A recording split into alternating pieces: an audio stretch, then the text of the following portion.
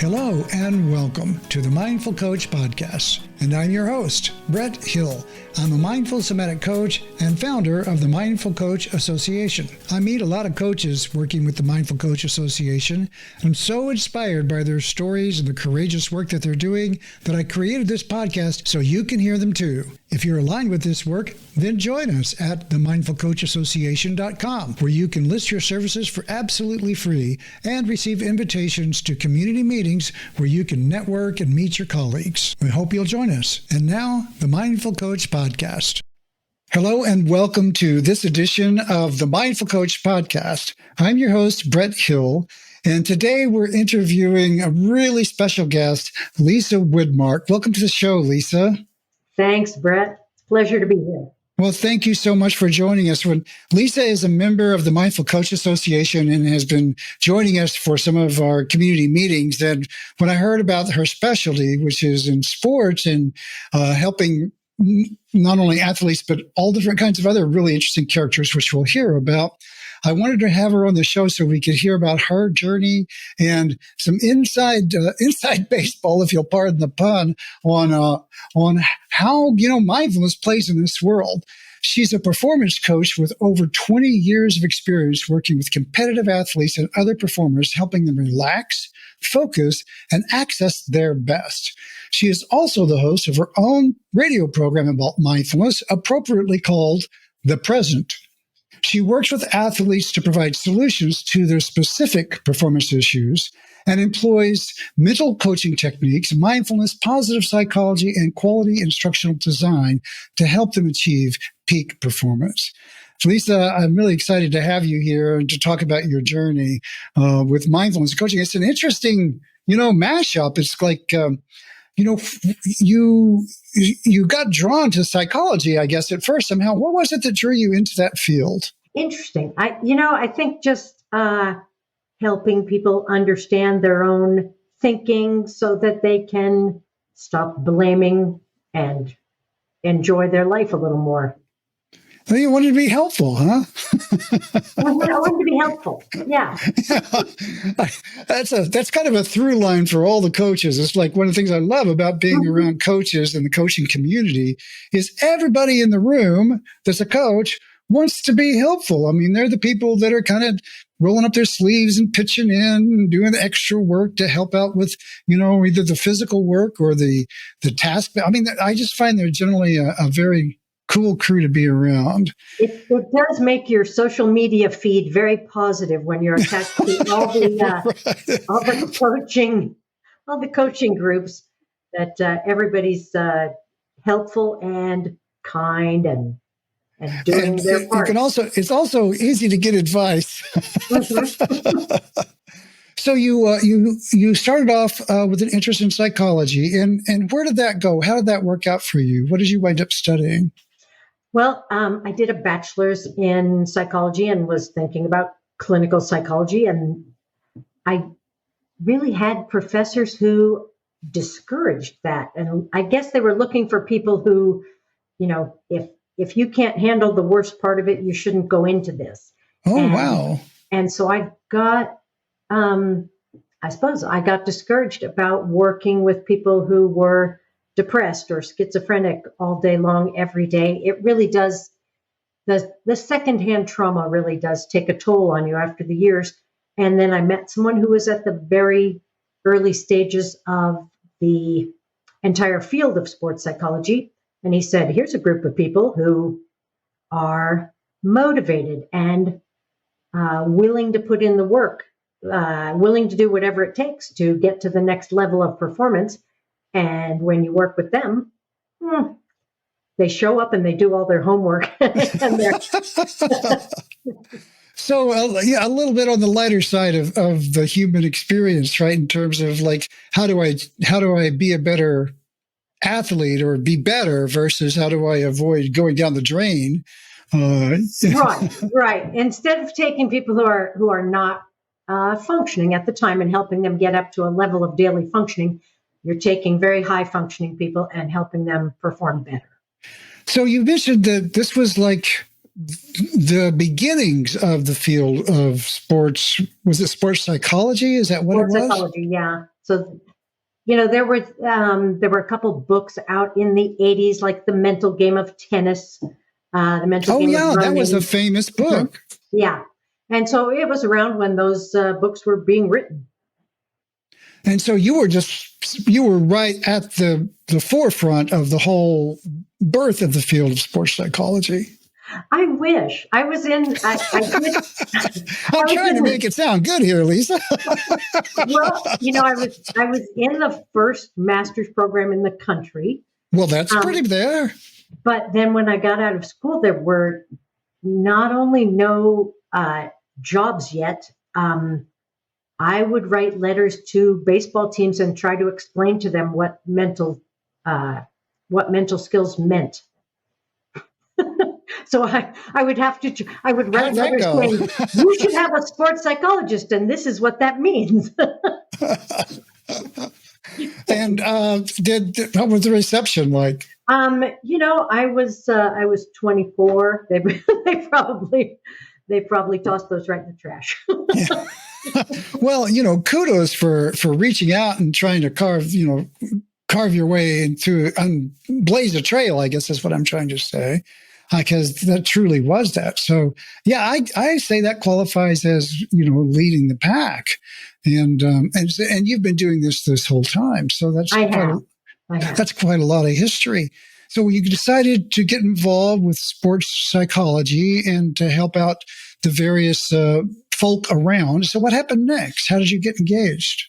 I worked with individual athletes over the years, and then I took a break and taught school. So I was a middle and high school science teacher for a decade. Whoa. And so I always got to work with athletes at the schools where I taught. And so I worked with I see, of teams and course. individuals through them. And then I always had a few individual clients on the side. And now I I just see individual clients, but I have enough that it's interesting all the time because I started out mostly in baseball and golf, and that just expanded into all sports and other types of performance. Well, that's great. And so you wound up working with the athletic teams at the school? Mm-hmm. So soccer teams, baseball, golf. And was they a little bit more receptive potentially to the inner game of those things? Well, I sometimes look at sports psychology as a kind of like a gateway drug to therapy. So it is an easy way to get involved in things like mindfulness and meditation and controlling your anxiety or controlling your focus or having reset strategies so that you can let go of errors and move on without beating yourself up. Yeah, I can imagine those skills are super useful. Whatever you make a blunder in a game and it maybe costs you a down or an inning or something. And, if you're really latched on to what you didn't achieve, that's really, and the game's not over. You have to be able to get back in. Yeah. It's easy for clients to start with sports psychology. So occasionally, they might need, some real work with anxiety or depression or with focus. But it's going to help them in their performance and it's going to help in other parts of their life.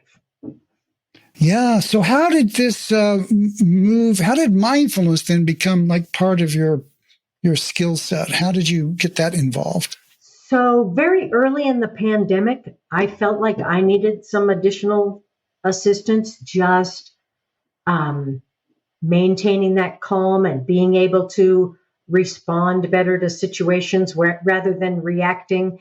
And at some level, I have always done that and I've always taught that to my clients.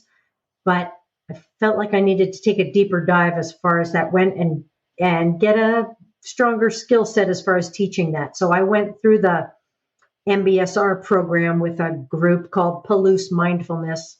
And we might want to explain what MBSR is to listeners. Okay, so that is mindfulness-based stress reduction. Started in the 70s by John Kabat-Zinn at the hospital in Massachusetts. And in your mindful coach group, I met several people who took those courses right there in Massachusetts. One of whom even did it while John Kabat-Zinn was still teaching there. And the instructor that I worked with, Dave Potter, he took those courses from John at the hospital in Massachusetts. And at the hospital. Oh, wow. That's early days. Yeah. Yeah. And he was a clinical therapist for 25 years and then started teaching mindfulness after he retired from that. And so that's where I took the coursework, and it helped me immensely. Help me out with that. How so? How does it help you? And what did you get from that? So, as you know, the political climate and then the pandemic, people were upset all the time. And I am ridiculously empathetic. And so I would be upset that everyone was upset. I'm feeling their pain all the time. And that drama, oh my God, something's wrong, is very addictive. That people who, every morning something's wrong and we have to be upset about this, or I need to worry about this. And it gives you a feeling like you're doing something important, but you're not. And the mindfulness training just allows you to say, what's happening in the present? What's actually going on right now? Is there anything that is really threatening me? No. And so I can take a moment and focus, and then I can decide how I want to respond to this situation. Whereas without that, it's, oh my God, my hair's on fire and I need to run around the room. Right, exactly. So, yeah, I hear you. If you can teach people to let go of that drama, the whole rest of their life just goes much smoother. And they're really able to handle more, more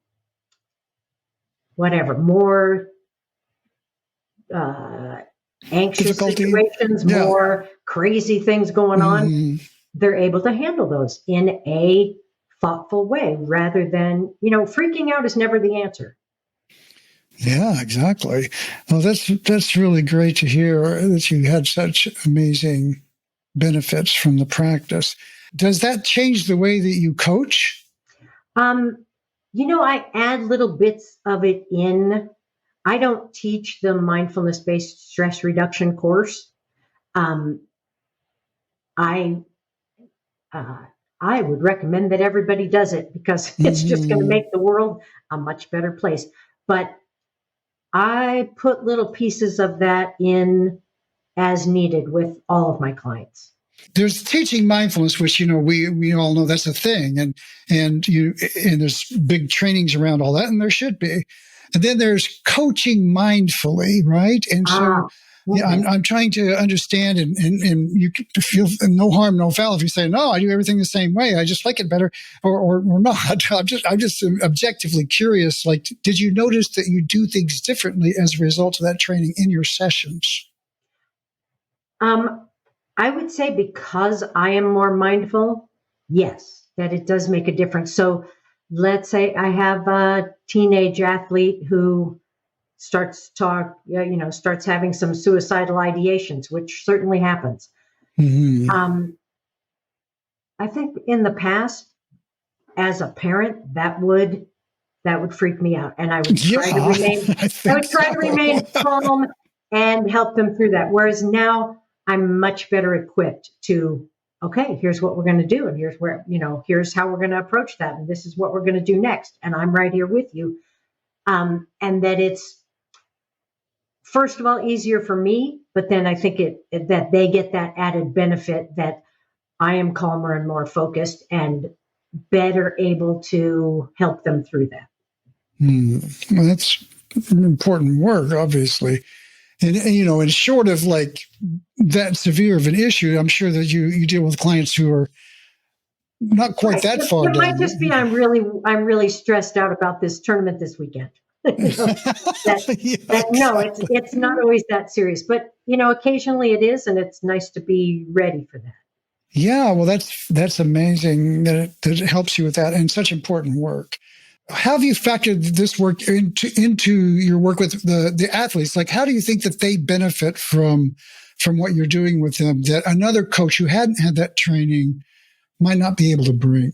The clientele that I work with,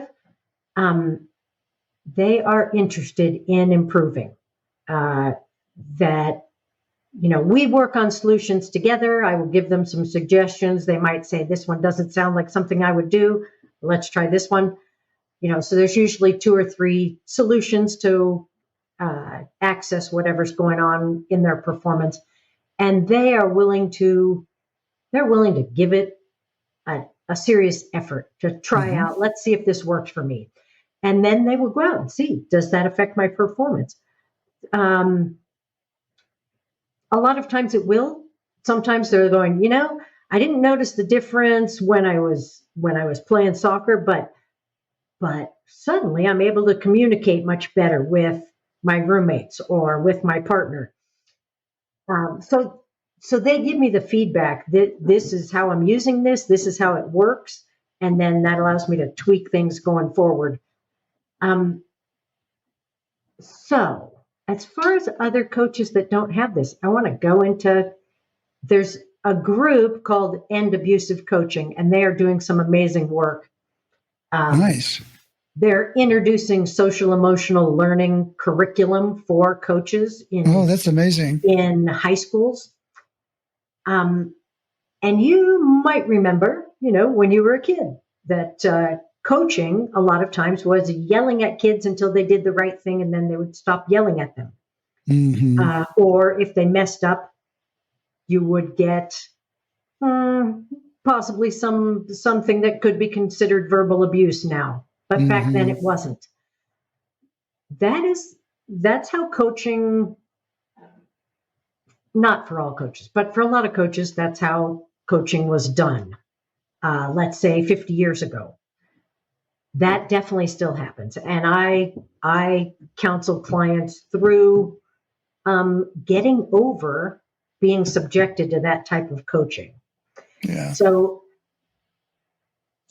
if coaches were better trained in social emotional learning, in mindfulness, that not only are the athletes going to benefit, but performance improves.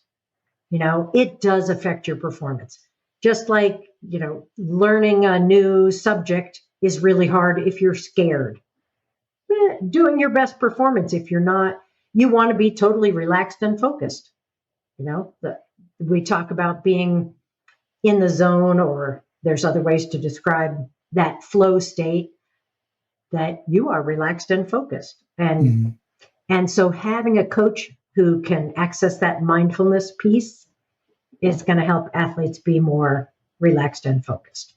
So, yes, double exclamation mark there. It's like you're talking here about coaching coaches rather than, or in addition to athletes. No, I would love to coach coaches. Yeah. Yeah. I would love for you to, particularly some of the ones that I had, because when I went to school, I'd be a rich person if those things that happened to me then happened to me now. Because it was straight up physical abuse. And that still happens today. Yeah. Wow. It still happens today at universities. It still happens today at high schools. And it's part of why the group that I was talking about, End Abusive Coaching, they're in Massachusetts, and they just introduced legislation to get this to be a law where this is part of high school curriculum, and then they would like it to spread across the country. That's amazing. And so athletes out there can actually go on their website and tell stories about things that happened to them, it does sort of normalize it for other athletes, because athletes are afraid to share that stuff a lot of times, because let's say you're still on that team.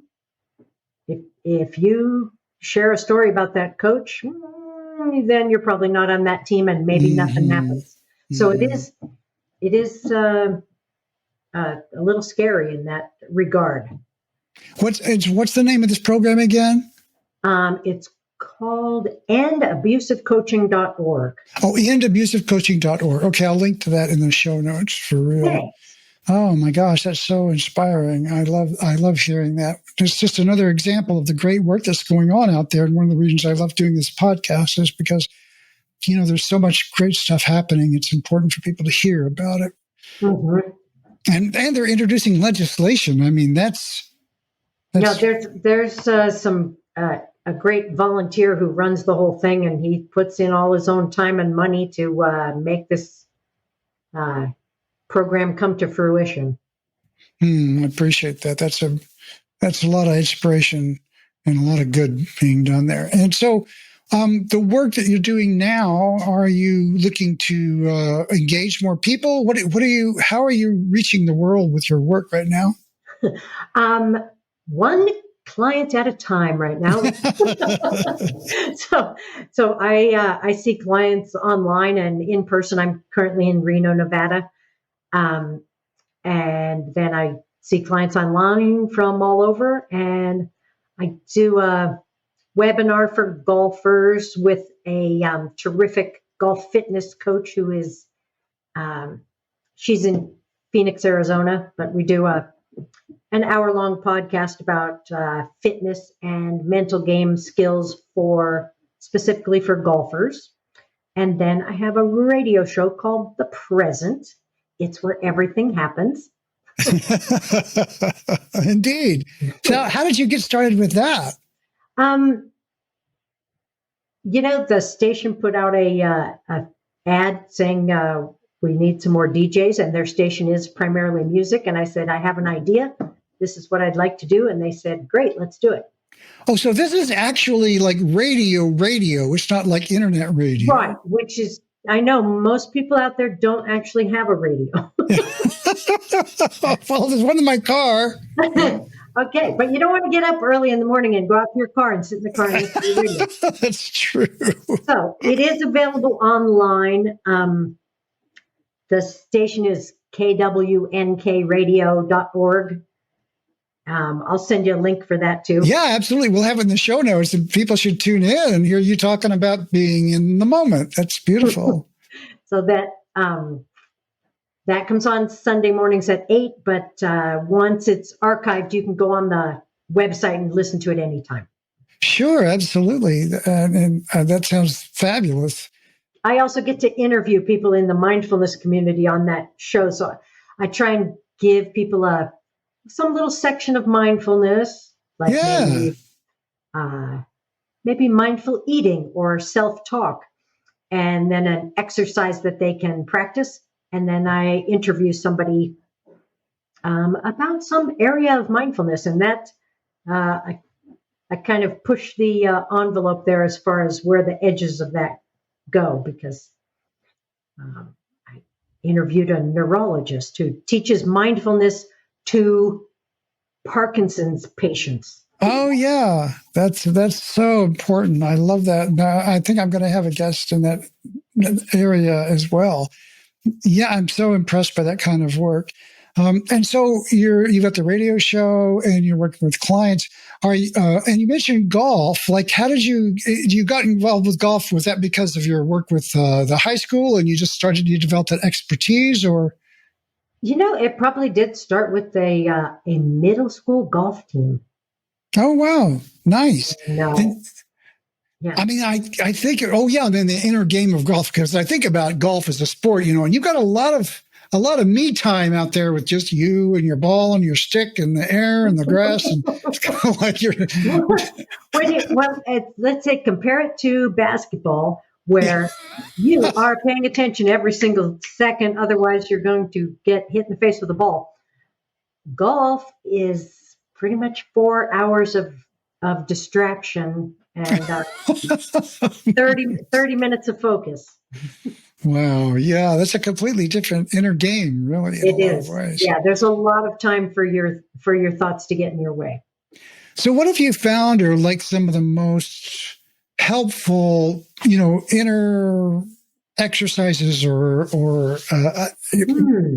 guidance that you could give to members out there who might be athletic? Is like, what would you say to them? Like, well, here's a takeaway that you can go and do, and this will help you. Wow. Okay. So it is pretty individual to the athlete and what issues they're having.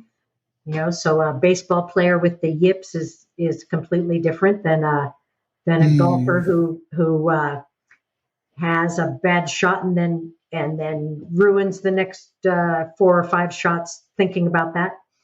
I think the hanging on to errors is probably pretty common, and so there are reset strategies to help you let go of errors and just move on with your game. And you can spend all the time you want analyzing that when it's over. But so a reset strategy would involve a break, a breath, a release, and a refocus. So the break would be something to distract you from focusing on that error, because once you start thinking about the error, then you're going to try not to do it again. And there's nothing harder than trying not to do something. Right. Like, don't think of an elephant, right? Exactly. Yeah.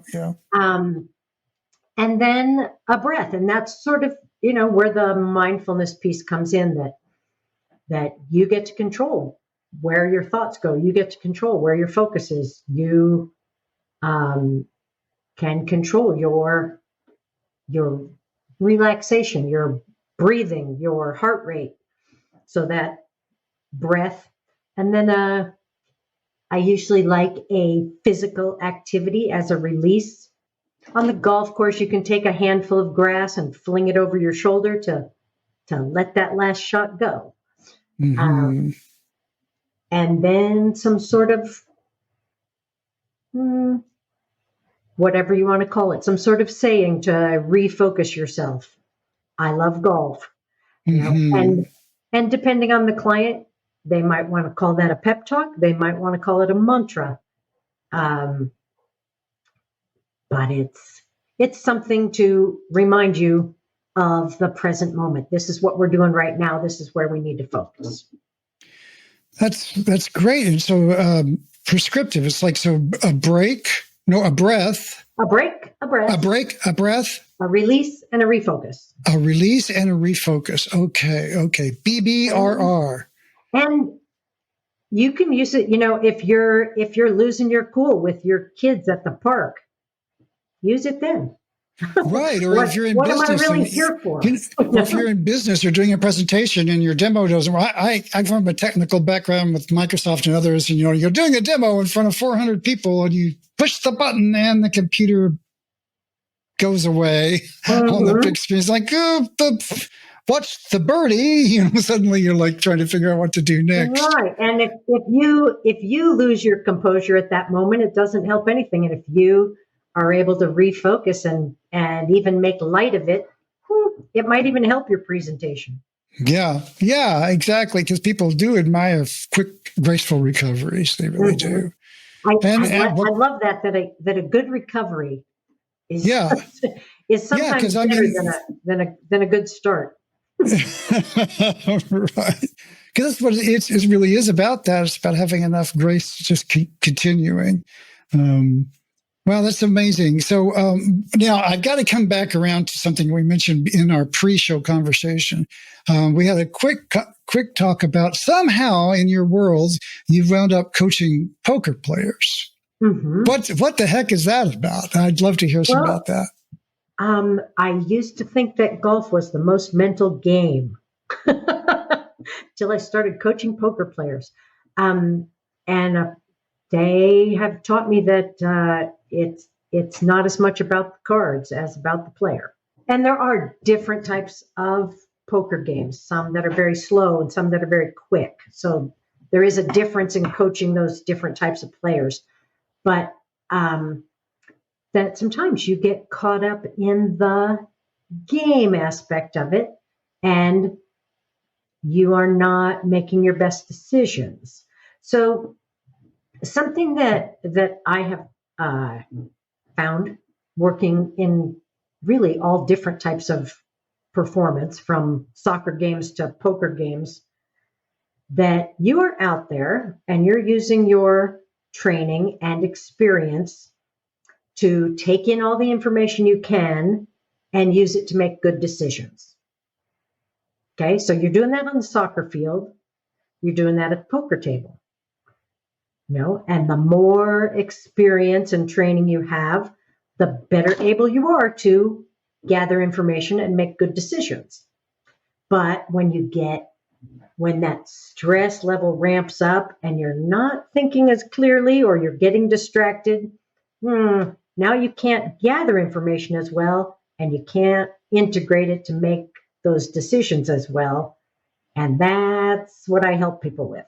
So you to disconnect from the getting jangled by the game and connect back to where you can process your information more objectively. Oh, that's amazing. That's really useful work, I would think, for a poker player. So, because I mean, that's just so tense. The whole thing is just crazy. I've seen some of those World Series of Poker games, and it's like those are very tense moments, Plus, they go on forever sometimes. They go on forever, and those players can't just say, "I'm done now. I'm going to leave." Whereas right. in other types of poker games, you play as long as you want. And when you're done, you can go. That's really true. You're right about that. I hadn't really appreciated that. And, we are, one of the ways I talk about is we're organic beings, we're organic systems. And so these things that you do for hours and hours and hours and hours, and then you're done with the game and you walk away, you've got to, now you're not in the poker game, you're not in the arena or the field. Now you're just a regular human and you have to transition away from that high intensity world and decompress. Have you run into that kind of a situation? There's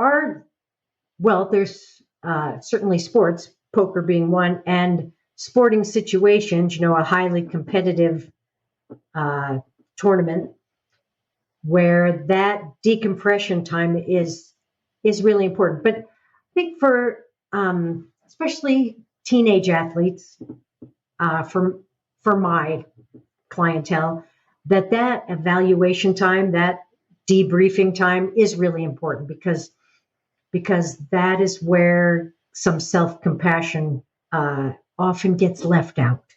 So especially athletes that are perfectionists, that no matter how good it goes, they look for what they did wrong. And so teaching them to spend that post-game, post-practice, post-tournament time evaluating in a healthy way is useful for their self-image, their self-love going forward.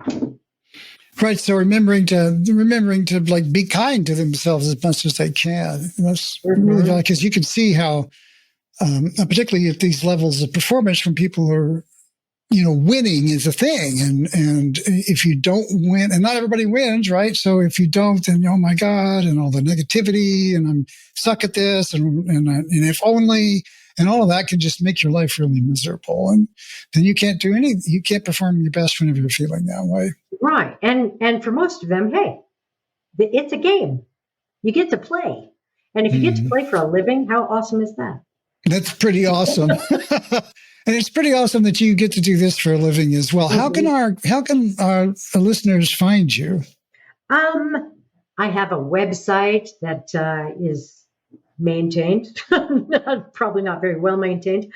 So that is TMG for the mental game, tmgsportspsych.com. And then I am on LinkedIn at same TMG Sports Psych. I have an Instagram that where I've done a few things on mindfulness. Oh yeah. So are you leading some mindfulness stuff on the internet? I suppose it's out there. I wouldn't say I lead mindfulness things on the internet. I did a brief series on Instagram called Give Me a Minute, that when people tell me they don't have time to they don't have time to chill, they don't have time to breathe, they don't have time to meditate. I'm like, how about if it only took 60 seconds? Nice. Okay. And then I promote the idea that if you spend 5 minutes on an activity like that during the day, that it actually creates more time in your day. So it takes no time at all. Yeah, that's a win. You actually create time that way. Right. That if you're being more mindful, you're able to get more things done. So if you're stressed about the timetable and the getting things done and the running out of time, you're not getting any more things done by worrying about that. And if you can take that 5 minutes, 1 minute, take 1 minute, start with a minute. First thing in the morning, you're going to have more control over your day. Hence, you're going to have more time. So we're creating time. That's so true and powerful. And it's so important for people to remember that by engaging this kind of a practice, it's additive and not subtracting. You're not taking away from anything. You're just adding it. And it's one of the things I talk about. It's the return on investment, if you want to be a capitalist about it, is so amazing. It's beyond belief. And you can't convince people of that until they actually do it. But there's an old joke in among mindfulness trainers. It's like you say, well, if you just do this meditation for 10 minutes a day, it'll really make a difference. And they go, well, I don't have 10 minutes. And you can say, okay, for you, 20. And I think that was an Eckhart Tolle quote that he said, everybody should meditate for 30 minutes a day unless you don't have time. And then you should meditate for an hour. Right. So thank you so much for being on the show. And also want to remind listeners that you can find her profile at the Mindful Coach Association as well. You can engage her there.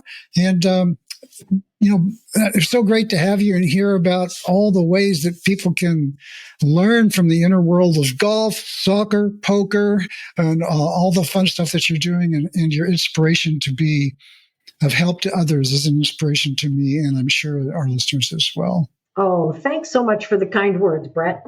It's been a pleasure. Thank you so much. All right. Thanks. Bye. And that's a wrap for this edition of the Mindful Coach Podcast. We hope you enjoyed this presentation, and if you did, follow us and leave us a review. If you're a coach or helping professional that values mindfulness in your work, browse over to mindfulcoachassociation.com and create a free community profile describing your services so the world can find you. And you'll be invited to exclusive community meetings where you can meet your colleague. I'm your host, Brett Hill, founder of the Mindful Coach Association, coach and coach trainer teaching the Mindful Coach Method. You can find out more about me at themindfulcoach.com. Until next time, stay present.